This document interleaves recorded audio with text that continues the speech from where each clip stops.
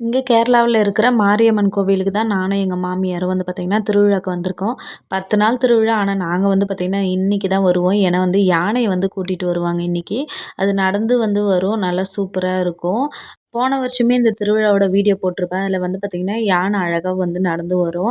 2 சைடும் மேல அடிக்கிறாங்க பார்த்தீங்களா, அதுக்கு நடுவுல சென்டர்ல ஒருத்தர் நின்னுட்டுருக்காருங்க பாருங்க. அங்க தான் யானை நிக்க வேண்டியது. ஆனா வந்து பார்த்தீங்கன்னா, யானைக்கு கோவம் வந்துருச்சுன்னு ஒரு பெரிய இடத்துக்கு வந்து கூட்டிட்டு போயிட்டுவாங்க முன்னாடியே. அதனால பெருசா எந்த ஒரு பாதிப்பும் இல்ல. உயிர் பலி இல்லாம தப்பிச்சது.